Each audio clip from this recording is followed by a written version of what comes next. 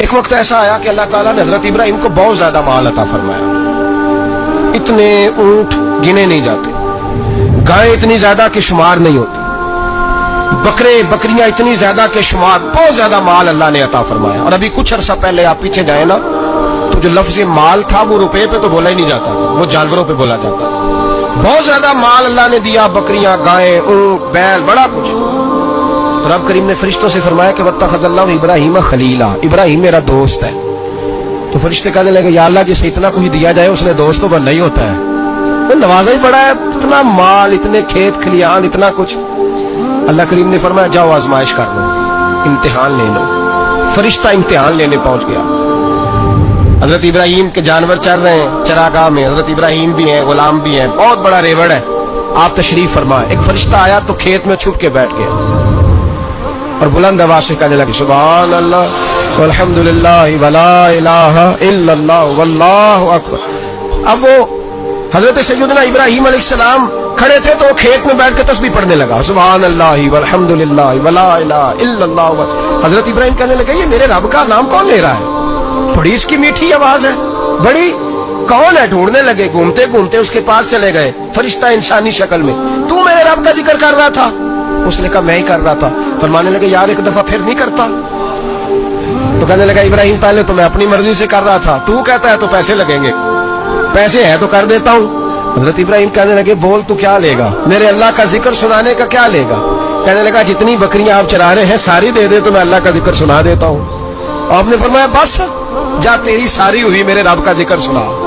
اور پھر شروع ہو گیا سبحان اللہ الحمدللہ ولا الہ الا اللہ واللہ اکبر.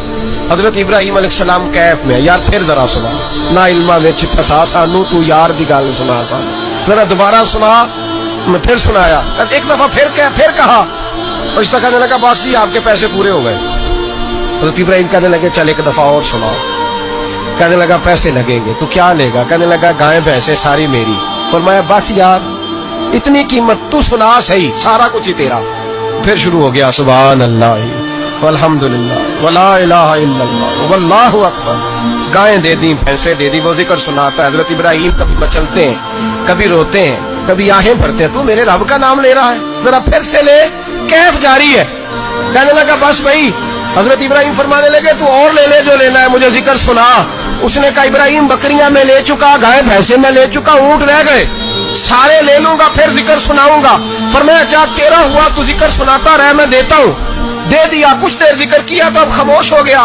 حضرت ابراہیم خلیل اللہ علیہ السلام فرمانے لگے ذکر سنا. کہنے لگا ابراہیم اب تیرے پاس دینے کو کیا ہے؟ ہر چیز تو میں لے چکا. آپ فرمانے لگے یہ گائے بھینسیں بکریاں چرانے کے لیے تجھے کوئی نوکر ملازم بھی تو چاہیے نا. تو اس طرح کر مجھے رکھ لے، میں روٹی نہیں مانگوں گا، کھانا نہیں مانگوں گا، تو اللہ کا ذکر سناتا رہنا، میں تیرے جانوروں کی نوکری کرتا رہوں گا.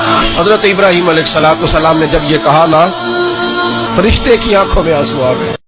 نبی پاک صلی اللہ علیہ وسلم نے نا 4 رکعتوں والی نماز پڑھائی تو 2 رکعتوں پہ سلام بھیج دیا. صحابہ خاموش ہو سارے، چپ، ہم نہیں بولتے.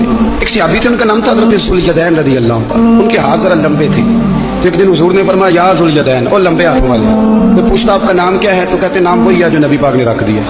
2 ہاتھوں والے نام پڑ گیا. باقی سارے لوگ خاموش بیٹھے، کوئی نہیں بولا. یہ ذرا سادے آدمی تھے، بولے لیکن بڑے ادب اداب کا خیال رکھ کے بولے. اٹھے، بات ساری اللہ کریم پہ ڈال دی. کہنے لگے یا رسول اللہ، اللہ نے نماز چھوٹی کر دی ہے یا اللہ نے آپ کو بلا دیا ہے؟ تو حضور فرمانے لگے کیا ہو گیا ہے؟ حضور مجھے لگتا ہے آپ نے 2 رکعتیں پڑھائی ہیں. نبی پاک نے فرمایا کیوں بھی ابو بکر کتنی پڑھائی ہیں؟ عرض کی حضور مجھے کوئی نہیں پتا، میں تو پڑھنے آیا ہوں، کو رکھتے کتنی تھوڑی ہے، جتنی پڑھاؤ گے چپ کر کے پڑھ لیں گے.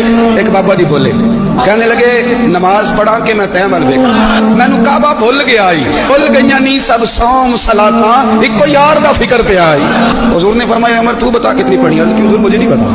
نا نا نا ہمارا مزاج ہی نہیں، اتنی توجہ کون رکھے. اقبال بھی بول پڑے، کہنے لگے اذان تو ازل سے تیرے عشق کا ترانہ بنی اور نماز تو اس کے نظارے کا ایک بہانہ بنی. عثمان تم؟ عرض کی حضور مجھے کیا بتاؤ، ہمارے تو اللہ تعالیٰ خیر کرے شاگرد ہمیں بڑے مشورے دے دیتے ہیں، مرید آج کل بڑے سیانے ملتے ہیں، وہ پیروں کو کئی دفعہ بڑی بڑی زبردست سٹوریاں سنا جاتی. حجت الوداع کا خطبہ تھا، خطبہ حجت الوداع نبی پاک دے رہے ہیں. 9 ذی الحج کو ہوتا ہے خطبہ، جمعے کا دن تھا، ذی الحج کا مہینہ تھا. कुर्बान जाऊं सहाबा की गुलामी। हुजूर ने पूछा तारीख क्या है, अर्ज की हुजूर नहीं पता। फरमाया दिन क्या है, हुजूर नहीं पता। फरमाया जगह कौन सी, अर्ज की हुजूर नहीं पता। इमाम जुल्कानी कहते हैं किसी ने पूछा हजरत अनस बिन मालिक को तुम्हें नहीं पता था? फरमाया पता था। कहा बताया क्यों नहीं? फरमाया हमें क्या जरूरत है बताने की, महीना जिलहज का था। अगर हुजूर कह देते मुहर्रम है तो हमने मुहर्रम ही कर लेना था। जो महबूब कह दे, जैसे कह दे जैसे कर दे, जिस तरह वो कर दे। रसूल करीम सल्लल्लाहु अलैहि वसल्लम ने एक सहाबी से पूछा कि हुजूर पक्का नहीं पता, आपको ही पता है, आपके इल्म में है कितनी रकातें पढ़ाई हैं? अल्लाह के रसूल सल्लल्लाहु अलैहि वसल्लम ने ना बार बार पूछा कि हुजूर लग रहा है पर सही पता आपको ये कितनी रकातें पढ़ी हैं? आला हज़रत हदीस लिखते हैं तो फरमाते हैं भाई ये सारा कुछ क्या हो रहा है? जब बात तय हो गई तो नबी पाक ने फरमाया भाई दो ही पढ़ी हैं, मुझे यही लगता है। इस तरह करो, उठो दो रखते और पढ़े। इमाम अगर भूल जाए ना नमाज में और अगर कोई उसे बता दे तो फिर भी सजदा साफ करना पड़ता है। लेकिन हजरत ज़ुल्जदैन कहते हैं नबी करीम उठे, दो रखते मुकम्मल पढ़ाई, सजदा साफ भी कोई नहीं किया। फरमाया मांगो दुआ हो गई है नमाज, कोई सजदा साफ